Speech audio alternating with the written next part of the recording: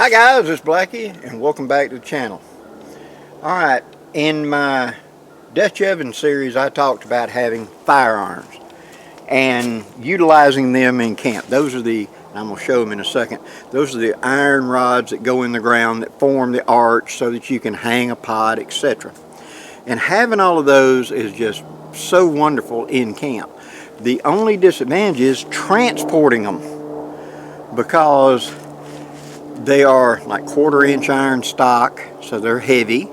They need to be able to hang up there and hold a big heavy pot of stew or a big whatever and not bend when they get warm. And the next important thing is they've got to be long enough to be able to stick in the ground and soft ground and give you that type of vertical strength without, being driven all the way in the ground. So it's got to be like 4 feet long to be able to be really usable. So you've got these rods that are in the fire, so they're sooty, they're dirty. How do you and one end sharp? How do you transport them? Well, you can just bundle them all up with a piece of rope. That does work, but you get soot all over your car. However you transport you when you pick them up, Okay, well, I know, I'll put them in a bag. I'll make a heavy canvas bag. That works until you sling one down thing, they just blow right through the bottom. Remember, one end's pointy and they're heavy. Well, and you start coming up with all these different ways to try to transport them.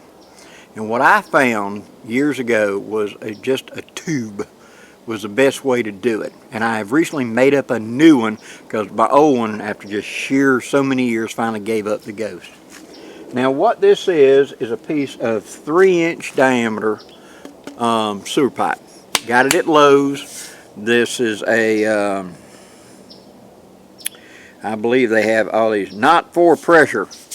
See, got numbers on it.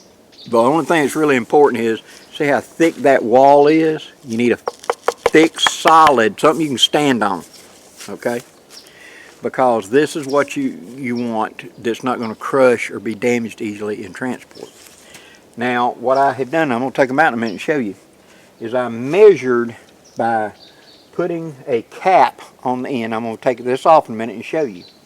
And then I set my longest rod down in there, and then running a tape measure down from the top, I measured how far down I need to cut off, giving myself like 2.5 inches of clearance at the top.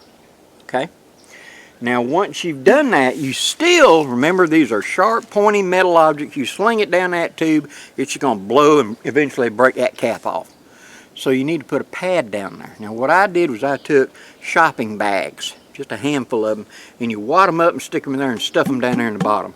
These are easily replaced over time, but it gives you something that when you slide that sharp pointed piece of metal down this thing, it doesn't hit that bottom and break it. It acts like a shock absorber, okay? Over a lot of use, eventually, them bags will give up the ghost, right? That's good. All you gotta do is run something in there, tangle them up like a cleaning rod, and pull them out and put fresh bags in.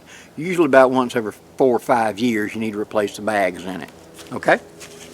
Now, let's show what I'm carrying in here. Here is the entire unit. It's heavy because it's all these iron rods, etc. But like this, I can transport it cleanly. See, I can lay this into my floorboard of my SUV and not get everything sooty and dirty or muddy, depending on what the weather conditions are. The end is simply a 3-inch diameter cap. There's just friction on there. Let me pull it off of there. Okay, there's that 3-inch diameter cap right there. Now the first thing I've put in here, right in the top, now I'll tip it down where you can see it a little bit better. Okay, right here in the top I have a leather pouch that I carry all of my S-hooks in. This is back my rendezvous days. It's just a handy way to keep up with all your little bitty S-hooks and things for hanging, because trust me, they'll get dropped in the mud, you get stepped on, they'll get ground into the mud, and you'll lose them. So if they're not hanging on the rod being used, they go back into this pouch. Okay? Now right here in the top here's the first one. Now they're going to be two like this. These are about not quite 4 foot long. I made this many years ago, and you can see it's just 1/4 inch bar stock. It's been folded over to form a hook like that, and you got a place there that you can pound to drive them in and have the hook to hang the crossbar on. So you have one of those. You have another one just like it. And then you have,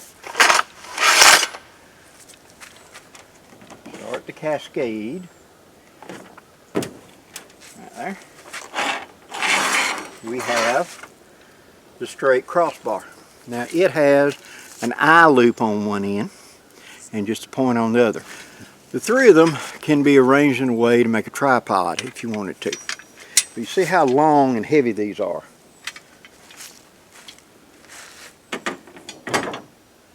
Next, see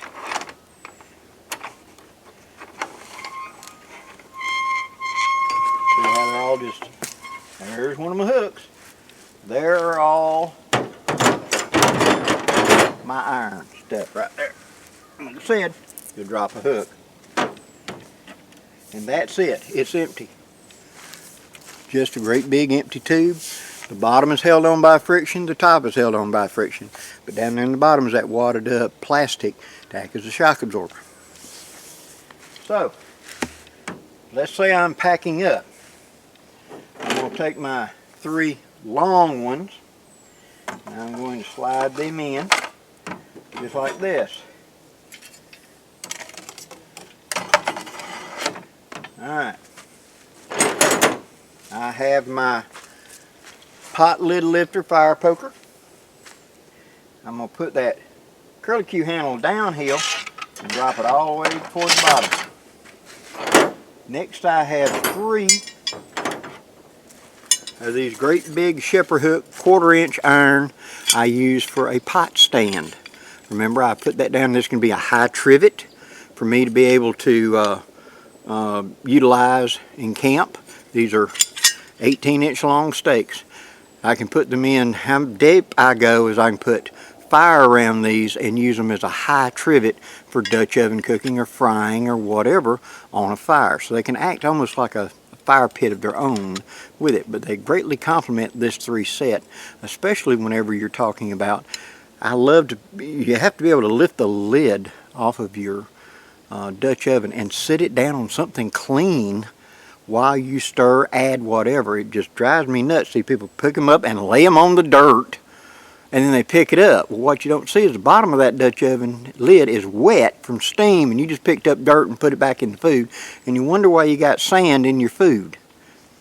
You know? So, these are now just dropped in like that.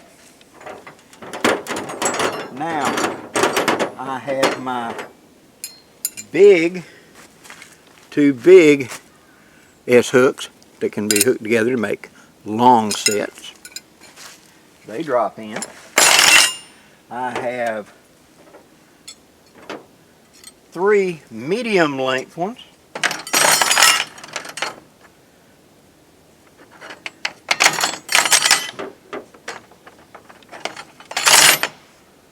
I have 3 smallish ones.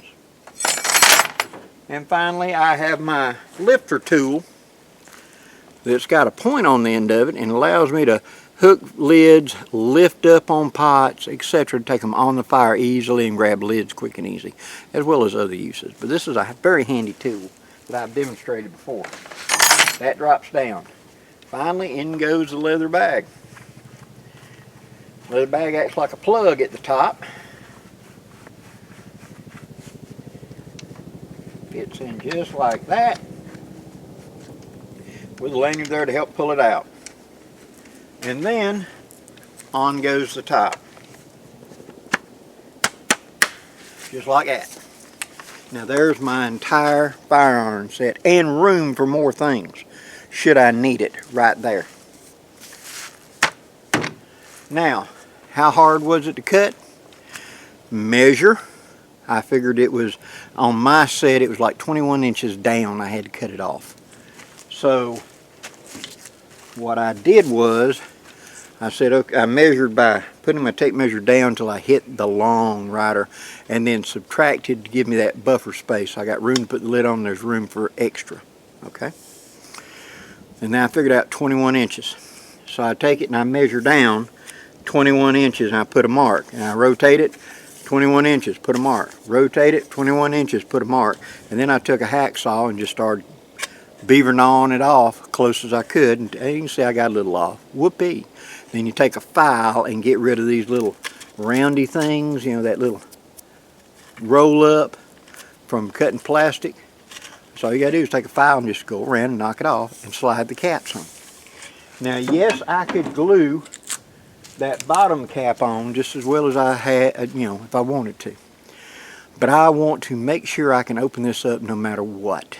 So it's kind of, when it's pushed together, see, the cap stays on no matter what, both ends. It's not going to come off. There's a little bit of a suction, see, and that keeps that cap in place. It's very simple for me to take a knife or whatever and just tap, tap, tap, tap, and walk that top off. But I don't want it to come apart too easily, so that in handling it, loading it, unloading it, it dumps out. I want it to stay as one unit until I'm where I want to take it apart. And therefore, we're going to be camping here. We're putting the fire pit right here. I bring this out. I set up my fire pit, and then this goes back to the vehicle. You know, my little bitty leather pouch, all the S-hooks I'm not using go in there. Excuse me, pardon me. All the S-hooks I'm not going to be using go in there so I don't lose them. They're one unit in that big old leather bag that I can see. And it's a very old, very waxed leather bag that it don't matter if it's out there in the rain or whatever. It'll be fine, you know. And that way I can use it for cooking. If I want to build this up to a campfire, I'm done cooking, I can just take the top bar off, stick it in the ground, and not have a top bar sitting there in the flames getting hot all the time. See, very versatile set for a camp. And that's one of the reasons I used one for 25 years in living history. And if you start using one to help hang and support your Dutch ovens and things like that, I think you'll really like it. And this, in my humble opinion, is the best way to transport them dirty, sooty, heavy irons, is that way. Hope you've enjoyed this, guys. If you have, please hit that like, share, and subscribe. I'd really appreciate it. And throw me a comment down there. Tell me what you think. Do you think that these are too big and heavy, or what? Since we're not limited by living history rules, you know, could there be an aluminum set that could do the same job? Hardened aluminum or something? We used to make just cheap starter sets out of rebar. And so you don't have to invest money, although you can buy these pre-made up. If you got somebody that's pretty good with a blowtorch and a hammer and a vise or etc., you can shape and make your own. You can make them out of rebar. Just an idea. Till next time, guys, I'm Blackie wishing you safe journeys. Have a great day, guys.